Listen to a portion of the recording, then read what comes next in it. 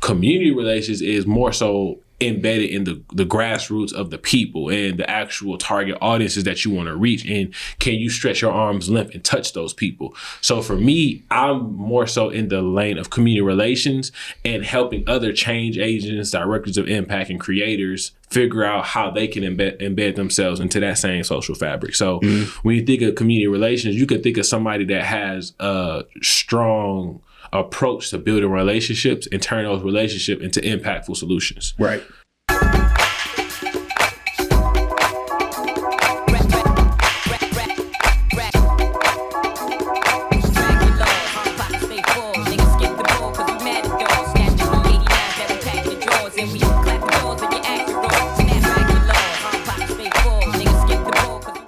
What up, Doe? Black Fridays family. Welcome back to another installment of the Black Fridays podcast. Before we get into today's episode, I need you to make sure you hit that like and subscribe button, and then also subscribe on all major streaming platforms. Now that we got that out the way, I want to introduce you all to the homie, young man who I got a chance to meet through the mob ties, through Midnight Golf, through the Midnight Golf program. Andrei Nichols II. Got to pay homage to the OG pops. Shout out to my dad. So the second, Andrei Nichols II, aka also known as Duffy. How you doing, brother? I'm doing well. Appreciate you to have me on, Denzel. Appreciate Absolutely. it. Also known as Mr. Turner. Don't make me feel old now. But no, I appreciate you coming on the platform and coming to share your story and your experience, of course. Mm-hmm. And you are Detroit's #1 community relations consultant. How does one become Detroit's #1 community relations consultant? And maybe I'll start with, what is a community relations consultant? Absolutely. So when you think about Detroit and you think about the history that we have, it's built upon grit, it's built upon hustle, but it's built upon community. And a big part of that is having relationships with people in our community. So for a long time, I found myself embedded in different environments where the social fabric was hustle, fashion, entrepreneurship, education, which embodies Detroit along with like technology. And ever since like a young age, I noticed that a lot of people would gravitate towards me due to my leadership capabilities. I'm well-spoken. I've always wanted to be the person to raise my hand, answer a question. And that was there at a young age. And as I got older, you take a look at the social media aspect when it comes to digital marketing and the amount of resources that we have being millennial and Gen Z, you add that to the mix. And I'm like, man, I really have a knack for not only building relationships and really community from a both emotional standpoint, but from an actual structural standpoint in business. And I'm like, okay, how can I turn this into something? So before it was even community relations, I labeled myself as a brand consultant. I was very heavy into building out a brand, whether that be a personal brand or business brand. And then I was working with one of my clients and they was like, you know what, you actually do great job with community relations. And I'm like, I'm glad you said that, because a part of, my development as an entrepreneur is being able to adjust with the times. And I think having a niche is very important, in any business. So I'm like, you know what, I really am a community relations consultant. So when I think of, you have PR, public relations, then you have, community relations. PR, in my opinion, focuses more so on the outer presence of a person's brand in the public image. Right. So when you talk about like political figures and when they go to a press conference and you have a press release, that is like the public relations side of things.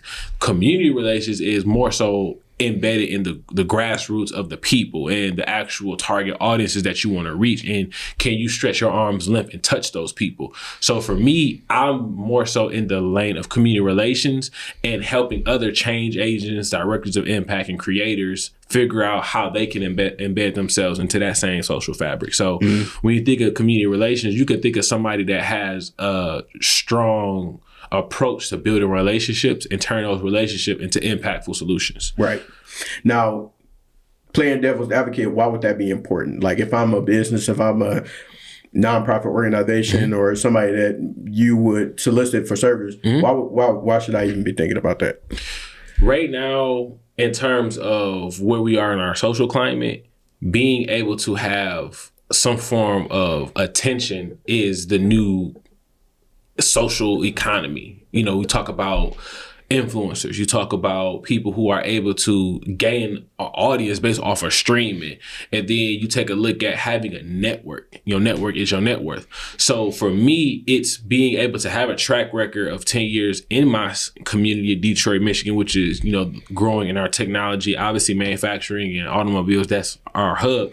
But it's beneficial because I'm able to cut down the amount of time that my client has to spend on figuring out who's in the know. Because a lot of times, when it comes to resources, people don't get to them if they don't know the right person. And so for me, I build up my book of business just by knowing the right people, being in the right rooms. I'm going to go to those conferences and I'm going to get the connections, because I may not be a service provider to you, but you could be somebody who I could connect, and then now you all create magic. That's important, especially when you talk about Detroit and you talk about the Black economy. We need to know who are our graphic designers, who are our editors, who are our lawyers, who are our doctors, and that makes it easier for business to get done versus you having to hop on Fiverr and then work with somebody you don't even know, and then the relationship get tainted. I like to look at these, my 4 values of my company of empathy, strategy, community, and innovation. Empathy is the number one thing I thrive off of because I treat everybody like a human being. I'm a man of God, so without faith, that work is dead. So being able to operate on a high frequency and then walk in your room as yourself, somebody's like, man, what do you do? Who are you? That alone, I get that question just off of being who I am, being Mr. Duffy. And that's how I tailor my business, is being able to be unapologetically you, but have a plan and a system of operation of how you can do that for somebody else. Absolutely. So before I get into more of my questions, I'm introducing to my favorite part of Black Fridays, which is Freestyle Fridays.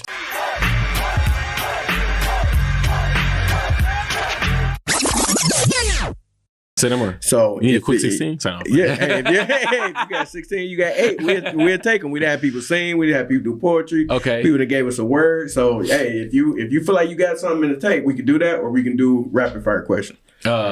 Well, let's do rapid fire questions. All because I have poetry. I'm always ready to do poetry. I keep it on my phone, my BlackBerry, like Drake. But I get the rapid fire questions for today. All right, bet. Say no more. Okay. All right. So what do you feel like is the most Detroit thing about you? The way I talk. I got flavor, you feel me? I actually went viral for doing Detroit Ebonics. And I remember that. That was one that definitely blew up. I didn't know. Then another one where I did a scenario of a Detroit conversation. I know how to talk to people, and you could talk to somebody and know, like, yeah, you sound like you're from Detroit. And I think for me, that's one of my biggest Detroit is the way I talk, my mannerisms. So for sure, you see my hat, little cocktail. Shout out to Grand Hill and them boys. For sure. So if there was a documentary being made about your life, or let's say movie. Sir. What would be the title and who would play you? Ooh, that's a good question. Okay, so the title? The title of the movie would be Bet Big, Discoveries of the Duffy. Okay. Obviously cliche. Yeah. And then a person to play me, that's Okay, so we talking about like young me or like current me? I mean, it's all the same. You right. You just probably got more facial hair now. But true. I was gonna say older me. Older me with about 20 pounds less. Kev on stage. Shout out to Hey, I'm sure he looks just like me. We're gonna do a little strength training. You feel me? I got you. That's definitely who I see playing me. And then I would say the younger version, I probably was. Honestly, I do my little brother. Okay, I do my little brother just because we come from the same household and we both play sports, both educated, both just want to be independent. So I would. He has hair now. He has dreads, so I have to do a little reconstruction for the youth version. Little Tyler Perry wig. You know what I'm saying? Yeah, of course so. But I say those two. That'll be dope. That's dope. What are you listening to right now? I know you're big on music, so what do you have in rotation right now? Payroll just dropped Hustle Music, so definitely had that in rotation. I'm an R&B guy, so I am the type of person to make a playlist and have that on repeat and honestly not listen to a lot. I've been listening to a lot of Fuji Raw. He's somebody that's dope. Psalm 62 is one of my favorite songs by him. Lou Hefner got a new project that just dropped. Shout out to the 777 management. Big fan of Dave Hill, Big Baby. I like to locally listen to artists. You know, I like to support my people. That's Jacory Davis, no, right? Yes, sir. Yeah, and then Lana LaDonna, that's my baby. I love her. SZA, Summer Walker. I like Tink. I ain't gonna lie. I will listen to Tink. Treat Me Like Somebody. I would put that on repeat. Man, what? And I would honestly, have the whole car crying. Because like that's one of those songs. Like, why you listening to that? I went through a lot. Mind your business. You know what I'm saying? Yeah. But that's just me. I like to just take wherever my emotions take me. That's kind of like where I let the music take me. And obviously, mixer of gospel. My Todd Tribbett, my Kirk Franklin, Anthony Hamilton too. In terms of just like soul. It varies, me being Detroit, I have me a little, little ghetto gospel, a little mix, you know what I'm saying? Gotta have a little seasoning in the pot. Okay. So it's a very like diverse mix. For sure. Do you have any, do you listen to podcasts? I do. Do you have a favorite podcast besides Black Fridays? Besides Black Fridays podcast, I do have some that are currently in rotation. Let me see. I listen to Gary V. I listen to his daily podcast. Earn Your Leisure is one that I tap into a lot. My homegirl, Ebony Sawyer, Evolving 365, her podcast, Evolving Still. I listen to that. Very inclined for the mental health space. So I would say like those are like three that I tap into, often. Ebony, she's releasing season 3, I believe, for her podcast. So I'll be tapping more into that. But yeah, those are like some of the ones that I've been having in rotation. And then from old man to Gen Zer, I would love to know, how do you recharge and how do you rest? Whew, man, that's something that I'm currently getting better at. So I will say, recharging and rest. One part of my daily routine that I'm proud to say I've been consistent with is waking up. I follow the Bible app. There's like the daily devotions. I literally go through that, as somebody who I truly believe that, without like my faith, without having like that vertical alignment, having God within my life, I wouldn't be able to do as much as I will want to do, if anything. So I start my day off with that. I meditate. So I literally will sit in my bed and I would just close my eyes, put on, there's like different music, lo-fi beats, or you just, actually I found out on the phone, you could have like water like playing on your phone, like through like the sound. And I would just like put that on and I just close my eyes, meditate, work out. I'll have specific days where I'm just telling myself like the schedule is clear just for me. I'll make like, me time, I'll make that a part of like my day and stick to it. And one of my friends, Lauren, she helped me create this list of non-negotiables for myself. So like, you have the list of non-negotiables that you're not willing to, dumb down for other people, have non-negotiables for yourself. So created me a list of non-negotiables. I love poetry, so I do poetry. I do that a lot. So I have different ways to release, and I just kind of like put them in rotation, same way of music. But for me, it's just being intentional with it. Some days are better than others, but the more often that I do it, the better outcome that I receive, especially when it comes to like going to the gym, working out, and, just having conversation. I go to therapy once a week. So just having a routine. Love it. Love it. Well, thank you for partaking in Freestyle Fridays. 100%. Hopefully next time we get some bars. You know what I'm saying? I got you. I got to tighten up. Appreciate you. Appreciate you. So I would love to know, in terms of some of the projects that you've been able to work on with some of these different entities, organizations, and if you could kind of break that down for us and like how those opportunities came about. Absolutely. So I'll say like currently right now I'm working with Woods and Watts. It's an equity and inclusion firm based out of Detroit, led by 2 powerhouse women, Summer Woods and Dr. Michelle Watts. Currently working with them doing digital marketing, helping build out their brand identity through content creation, connection, going to their events, building relationships. I think one of the most exciting events that I had this past year was the NFL Draft Week. I was booked and busy for sure, working with the digital launch of the Future app. So it's basically virtual augmented reality, being able to take a physical item or physical location and turn it into a virtual reality experience. Yep. So shout out to John Wolf, who is the founder of Urban Electronics, a Black man from Detroit who's representing well, and help him connect with at least 10 different content creators, entrepreneurs, and people who have the embodiment of Detroit to help push his app during the NFL Draft Week. And then through that, I was also working with the Sound Mind, Sound Body Academy with their 20th year celebration. So I hosted their 20th year celebration that week. And most of the experience in the projects that I've been able to work on honestly has been through relationships. Me knowing the right people tossing me referrals, or somebody saying like, hey, I think you'll be good on this project, and then they allow me to be on the project. I worked with the John Shipping project for a couple of years since they started. I was actually on the inaugural team. So that's how I started with project management, doing cold calling, player development in terms of making sure that they are accommodated for their hotels, making sure they have their packages, tea time assignments and things like that. So I have a wealth of experience of not only seeing things from the logistical side, but also from the hands-on side of working with the actual people. And that's one of the reasons that led me to embodying that within my company, from project management to strategic development, all the way to digital engagement.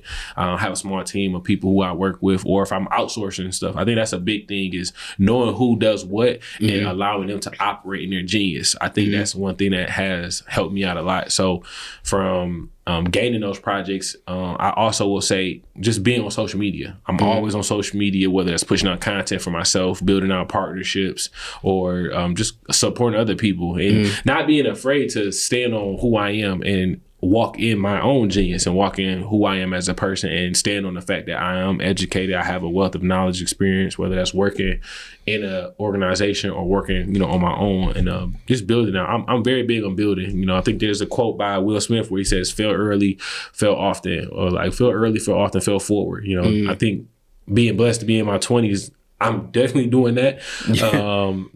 I say failure from a sense of just learning, just waking up every day like, hey, if this don't work, cool, we gonna do something else, and then just figuring it out until something hit. Like I'm gonna hit the lick for sure. It's not about the WIN, but it's more so just about the WHEN, the win. So you're gonna win regardless. For sure.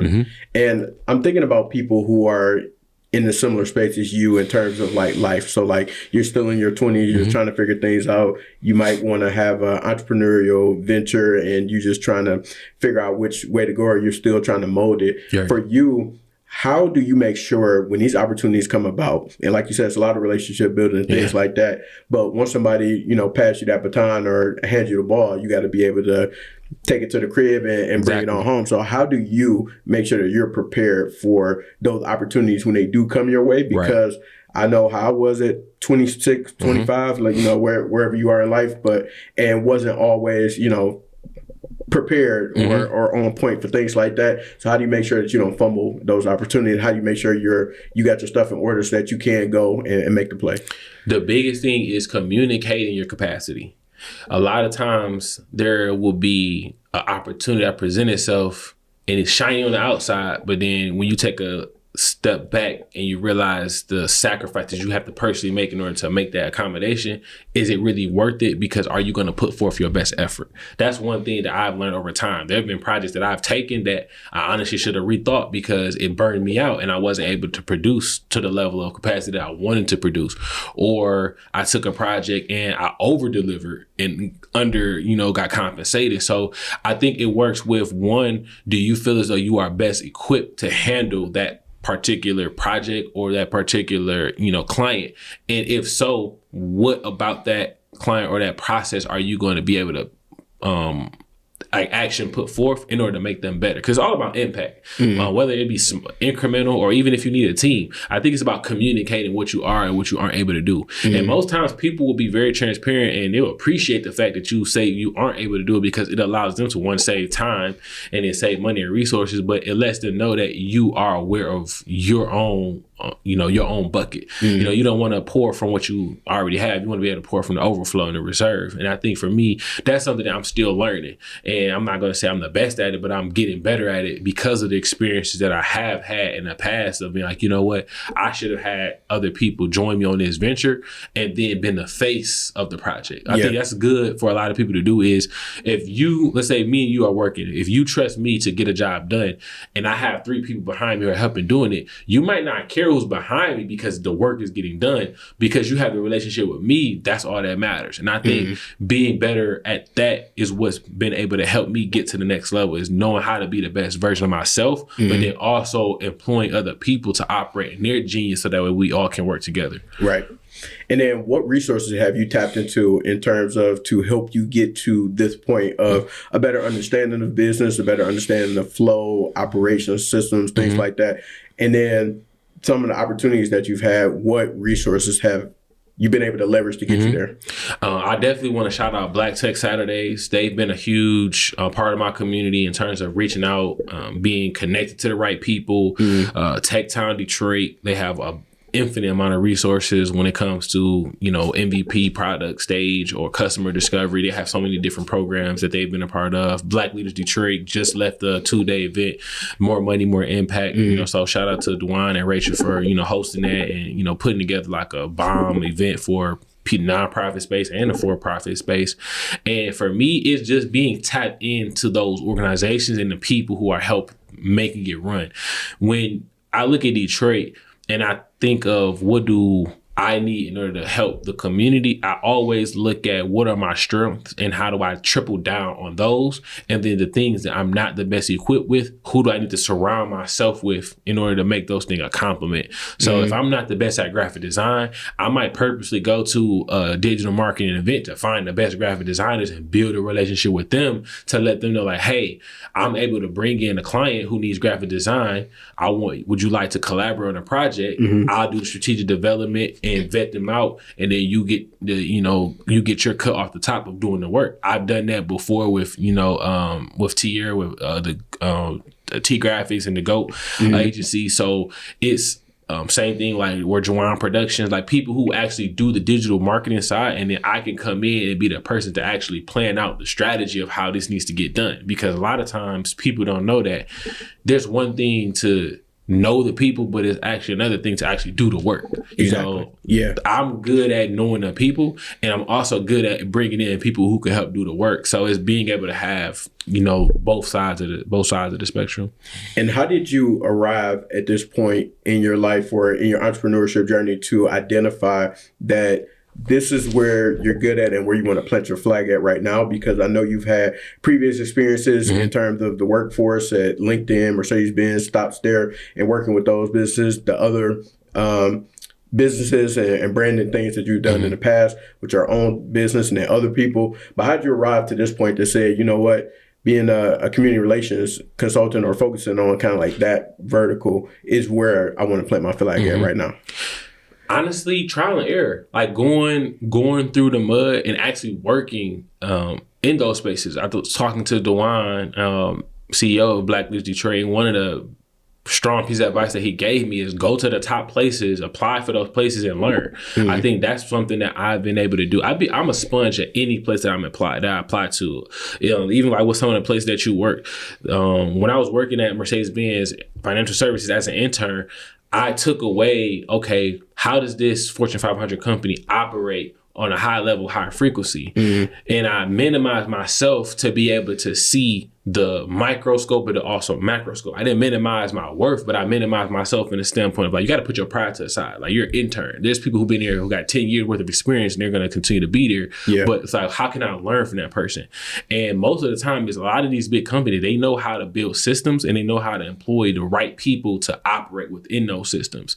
Taking that same knowledge and applying it back to my business, and then working with nonprofit organizations has definitely been a huge catapult to also learning to work, being a program lead with Give Merit and their FAPE high school program, which I was previously working with. Love the program. I love being able to work with the youth because it taught me the amount of versatility that I have, both being able to go from corporate to nonprofit and still operate at that high level of execution. That's something that not a lot of people are able to do because they feel as though they have to kind of like go up and down in terms of like the effort that they want to put forth. But going through all of those opportunities and taking out the information that's needed and then weaving it back into who I am and then just continuing to execute and apply. And that's something I'm going to continue to do. I think that everybody should go through working and finding out like what are your strong suits and then work on different teams. Have you managed the team? Try to work on the team and ask for hey, I want an opportunity to, manage my own team, and don't be afraid to do those things. I'm very well versed in knowing how to speak up for myself and knowing like, hey, I don't feel challenged. I need some more work, or I need to be operating in a space where I can do this, and being vocal about that, because that's when you really get to grow. And then when you see the time period of, okay, I'm struggling, that's another growth opportunity. What are you struggling? Why do you feel as though you're struggling in that area? And then get help. I read so much and I ask questions all the time. Anytime I'm in a room, I want to figure out, what do you do? Why do you do that? How did you get to that point? What information would you give to a 26-year-old who's doing X, Y, and Z? And then literally take that information and then apply it. I think for me, it's just, I think Kevin Hart said it, is knowing how to stack your day. It's like, if you don't see the needle move today, okay, make sure you do it tomorrow, and then just continuously to do that, because over time, you're going to look up and then you're going to be like, man, I've had so much growth over this short period of time, to the point where it's been exponential when you thought it was just micro. Right. And what do you think people get wrong in terms of the organizations that you work with, from your putting your consultant hat on? What are some of the things that you feel that you've seen them, there's like a commonality that they don't necessarily go about doing the right way initially, and then like they can leverage your help in order to get that on track? So one thing that I have noticed, like work within organizations, is some people are a little bit less inclined to let the young generational Z or the millennials kind of lead a little bit more and implement different strategies of programming and curriculum, so that way there can be like a new norm. I think one thing that I'm good at is being a visionary, like, hey, I think we should implement this new content for the page, so that way other people will be attracted to it. Some companies are a little bit hesitant because it doesn't fit the standard mode of what they already built. So I think it's just getting with the times of social media, getting with the times of understanding that people are taking over the trades and the entrepreneur route more so than going to the job and wanting to work. So it's like, how do you meet the need for an employee when he wants to be the employer? You know what I'm saying? It's like, that's something that I see a lot. And a lot of it comes from, you got to be able to skills. You got to teach them the skills, give them the opportunity to operate at that high level, and not with the sense of they're going to outshine you, outdo you, but let them be the best version of themselves while working within the organization. Give them the opportunity to go to the conference and gain that experience and gain the leverage on digital marketing or artificial intelligence or whatever the skill set may be, system as a software. I'm just naming things that I currently know that I would appreciate if other companies would have allowed me to do. Like, hey, I want to learn more about this area. Will you pay for me to go here to learn? Right. Some companies do it, some companies don't. I think investing in the people, investing in the human infrastructure, because knowledge economy is where we're at right now. The knowledge economy is going to continue to be the growth for what we do in terms of business, in terms of how we operate. You got artificial intelligence, you got technology that's taking over. It's like, how does the human continue to be the main aspect of that? And it's by giving them the power to actually be skilled in those areas. Yeah, so you got to essentially meet people where they are, because like you said, you have people who have aspirations of possibly doing their own thing, maybe not. But in terms of, if I just want to be skilled in a certain area, if I want to be code and I'm in a sales job right now, allow me that opportunity. And if I'm a creative and I think I want to go into finance, like, allow me those opportunities to do. And a lot of people or organizations, you'll see them just kind of pigeonholing folks, and it's like, well, you good at this, or we need you here. That. So stick to that. And it's no wiggle room, and that cause a lot of discomfort, and it also probably underwhelming performance, because you're not don't have the opportunity to thrive in whatever your zone of genius is, so to speak. Yeah, and that's when I've seen burnout happen like that, because people will they will succumb to just doing the work, and it becomes second nature to just, okay, wake up, implement whatever they ask me to do. And then you lose that drive. You lose that creative edge because you're so focused on making sure somebody else's agenda gets pushed that you don't even focus on your own anymore. And I think finding a balance will definitely help out a lot of organizations. And when companies do that, they'll see a lot of growth because that person feels seen, they feel valued, and they feel a part of the actual growth that's happening inside and not just somebody who's doing a job. Now, in terms of, I would love to get your thoughts on this because in terms of how the city of Detroit is growing and there's different opportunities and a lot of different things happening. Like you mentioned, we hosted the draft and that blew that out of the water. And it just goes to show the talent and things that people from the city who are really from the city can be able to do and showcase that at a high level. Do you feel like there is enough of community relation building in terms of a lot of these projects and things that are happening in the city with the community of the folks that have been here? I think it's getting better. One of the things that was talked about at Black Tech Saturdays was the power of private-public partnerships and being able to have the higher ups see the people who are doing the work on the ground and figuring out a pipeline to make sure that stays strong. One of the things that I want to be able to see get better is the actual youth being developed in terms of both from a mental standpoint to workforce development, and that turnover into the next generation, which is people like myself, who like the young 25 to 27, 28 year olds who are going to up the ladder, and then they looking back like, that used to be me. I think I grew up in an era of technology where people was getting paid just off of streaming nowadays. So, you got young kids like, I want to be a YouTuber now. Okay, well, let's put them into training of, okay, do you know how to operate a camera? Do you know how to edit? Do you know how to code? Do you know how to do the technical skills?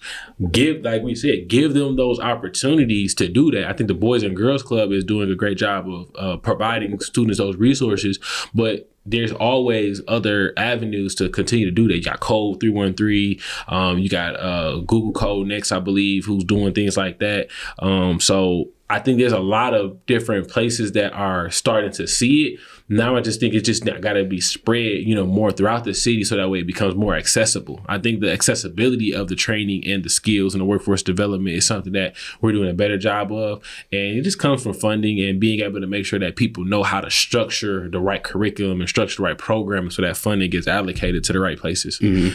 And speaking of that, you had mentioned kind of like the creator economy a little bit, and you do a great job at creating content and being able to build brand awareness and things like that. I've seen you do that with your personal page, a business page, and so forth. So I'm wondering how much of an importance that is being put on for some of these organizations that you may work with, or is that something that you're bringing to the table to say this is something that you should invest in, just in terms of that creator economy, spreading the word, building brand awareness, or systematizing your business through social media, things like that? Is that something that you have to bring to the table often, or do you notice that people are starting to think about it more? Two organizations I want to bring up. We Are Culture Creators and Menace Media. Those are two entities that I have personal relationships with, and they do a phenomenal job of doing exactly what you said. They showcase the creatives and what they're doing, but then they also partner with people to get them the opportunities that, one, are paid, but the opportunity for their work to get showcased on a more grand scale. We need more opportunities like that, so that way everybody who's in these creative economy spaces can feel value. There was a time when people weren't getting paid to be painters, be muralists, be poets, be artists. Now you got people like the Jewels of Detroit who hosting, poetry every Wednesday, and then they have, other entities like Crowd Freak, and people like Curtis Lamar, who's doing things for the actual artists and doing things for the actual people, and they're putting them in positions to win. The more you do that, the more people feel empowered to want to champion those organizations and want to get behind that. And I think from the community relations standpoint is being able to, one, connect these people with the right plans of how to actually grow their brand and take it to the next level. Because there's some people who will have an idea, they just don't know where to start. They don't know anything about brand identity. They don't know anything about a tone, a voice, or who is my target audience? Or do I need to be talking to women or men, or is my audience, Black educators? Like, people need to go through those opportunities to be able to be taught and learn exactly how to position themselves the right way, and then be connected to the right resources. We live in a day and age where people want to be in community. People want to be led, whether they say it or not. Yeah. It's okay to want to be led. I want to be led. I want other people to show me the way to get to the next level, because that's what it's all about. And then you turn around and you do that same thing for the next person. I think it's about finding your tribe, finding your community to do that with, and sticking to them, but also making sure that your value is just spread to the other places that you grow yourself, you attach yourself to. For sure. Let me see if I can get a free consultation from you while you hear it. How can I build a stronger community for the Black Fridays family, for the podcast? And it's funny you asked me that, because this is something that I've talked to you about before. Right. I think right now, one thing that'll be helpful is tapping into the local restaurants and the local eateries and like the bars, the restaurants that are growing, and hosting those in-person events, but then also making to where it's niche down. There's a lot of people who may have, I know real estate is a big market, figuring out, okay, if somebody is doing a showing, maybe doing an episode in the actual house, and then marketing the house, and then if the house sells, figuring out a way to allocate funds to a certain way. I'm always thinking of things that are unique, but it's like, hey, you don't know if something will work out until you try it. Right. I definitely would recommend you do something with Craig Cafe that's offered on East Jefferson. That place has been getting a lot of love. I think they just had Coco Jones there. Yep. Do an in-person event, but make it to where people feel like create the experience. I think part of that, people want to feel like, oh, this is unique. This is something new. And then the way to do that is utilize the people that you've already brought on the show, and then have them bring out their own guests and bring out their own crowd. And then you have a rotational series of like, all right, there's like a lineup, and then people can come and see and talk to these people. And then you make it to where it's almost like a pop-up style. Like, those are type of things that is unique, it's fun, it gets people out. Like, people want to be engaged with the community. That's one thing I noticed in Detroit. People are like, I want to be outside. There's a Black woman who's creating a sip and read cafe, and I just had the opportunity to talk to her, and she's opening up later on in November, if she haven't like already documented. I know she showed me some of the footage of it being documented. I'm sick, I can't think about her name at the moment, but it's a sips and read cafe. That's a great opportunity, like, hey, publicize somebody else's books and things like that. I'm always thinking about different ways to help push somebody else's brand, and I think that's one way, is just figuring out a way to go from the digital to the actual in real life. Person, the IRL, the in real life events, those definitely like allow you to take it to the next level. And then obviously you got merch, so that's another thing. And then connecting with people who are creatives, and then instead of having like this is something that I noticed too, that a lot of big brands do. They'll collaborate with an artist and they'll allow them to design, and then they'll just get a compensation off of like the sales itself. Right. Maybe you collaborate with or do like a Black Friday like creative event, and then you do live like interviews with people while they're actually creating the art. And so now you got a rotation of artists doing art, and then you doing your podcast interview on rotation with them being in the background. Yeah. So like, it's just different ways to stretch the limits of like content is king right now. So the more ways you are able to like stretch your content and stretch your ideas, that also is like something that I would think is good. And then obviously you have Mr. Duffy host it, and then I can, I like the way you think. Yeah, that was solid. That was very solid advice. And in terms of the content, I asked one more bonus question to that. In terms of the content, is there anything that you feel like I could do better in terms of content? That's a good question. Lacking? I don't think there's, I don't want to say lacking. I will say thumbnails are definitely key. Like thumbnails, different way to like always play around with like the clips. Always figure out like a good way to hook somebody in. Like, what is the hook in this clip? What is the hook in this video that'll get somebody to be like, oh, I want to watch that. Yeah. Me and the guy, Kyle Samuels, my brother, he helps me out with that. He created his own book about hooks and reels of like, how do you actually get somebody to want to click on the video before you even like see what it's about? And most of the time that's just the actual the thumbnail that they see before clicking on a reel. And then I'll say like memes, just current events that like people find funny, and then figure out like what exactly is like the voice of the Black Fridays podcast, you know, and using that to tailor to the content. Like people want funny, people may want a little insight, and then attach yourself to other people's brands. That's another big thing. Collaboration is key. Like I love doing Instagram collaborations. Like somebody said, hey, I want to Instagram collaborate and post bet perfect, because that means your audience gets to see my face and my audience gets to see your brand, and that's a 2-for-1 exchange. Instagram chef's kiss when they came up with that update. And I'm always thinking about like, okay, what does this app have for me to be able to maximize? And then another thing I will also say is start an Instagram channel.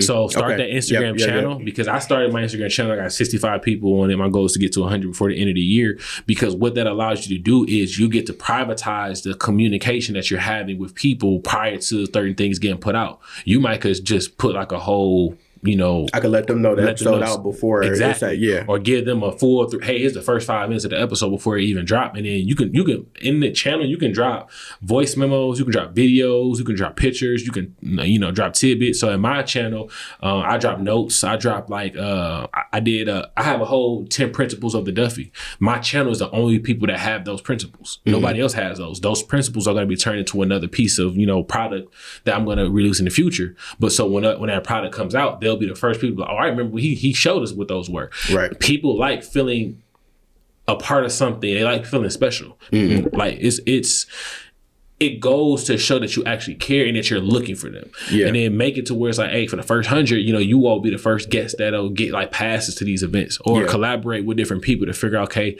what would make somebody want to join a Black Friday podcast community when you have a wealth of knowledge of people that you've collaborated with. Maybe if you get like 10 facts or 10 resources from every person you've talked to, put that in like an ebook or something, and then have your community. But hey, we create this bomb resources of, here's like 100 resources from all 100 guests.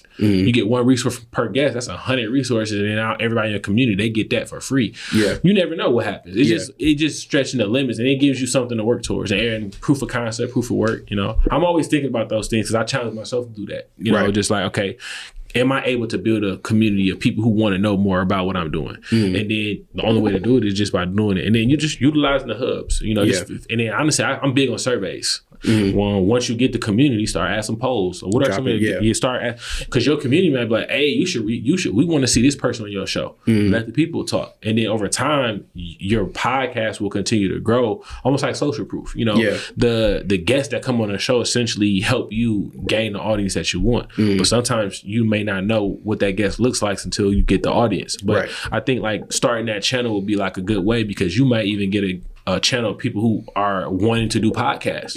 Now they're looking at you as the teacher or the instructor. And now that turns into curriculum build out. Like it gets exponential. And so I'll say like those are things that I could challenge you to do. Hey y'all, he ain't out here just talking, he living it. So you feel me?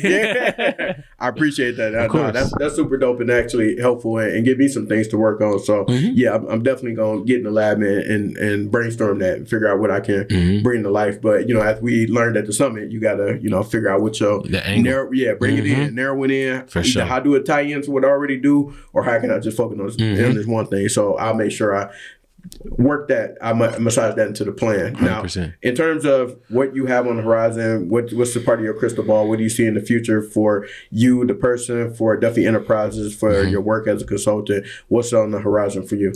For me personally, it's I've been in the season of being the best version of Andrei I could be. So I look at myself as, you know, I'm always changing. I'm always evolving. I'm always seeking what is it that I should be doing now, God? What am I supposed to be doing next, Lord? Like just constant prayer, constant like thinking like, okay, God, what's the next setup?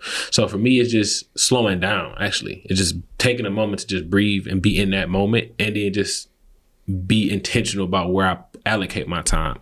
Maximizing my relationships with partners. So I have a partnership with the District Detroit Opportunity Center, located off of Woodward, where I house my Develop with Duffy. We did our first fourth quarter session in October, and then our second fourth quarter session will be in November. So the date for that will be to be determined.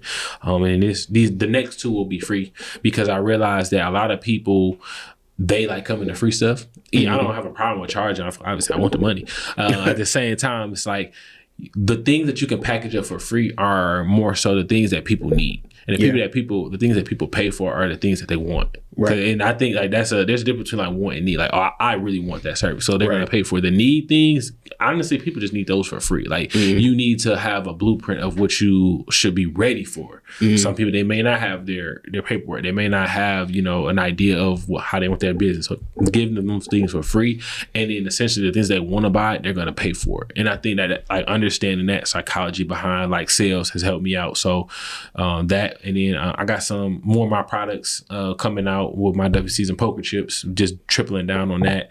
And then just continue to grow. Going on conferences coming up in November and December. I know CreatorCon is coming up, so shout out to Robert Courtney setting that up. And then just continue to be out here in the city. Vote, obviously, election coming up, so I'm voting for Miss Harris. Of course, I'm proud to say that. Shout out to Kamala. So definitely, just continue to have fun with life, enjoying the journey for sure. Definitely.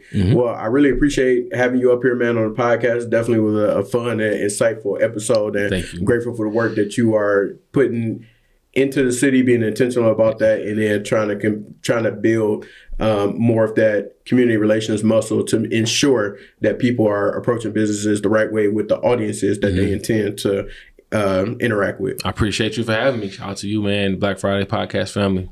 For sure. Appreciate you. Everybody, make sure that y'all check out previous episodes and subscribe to the channel, and we'll tap in with y'all soon. Peace.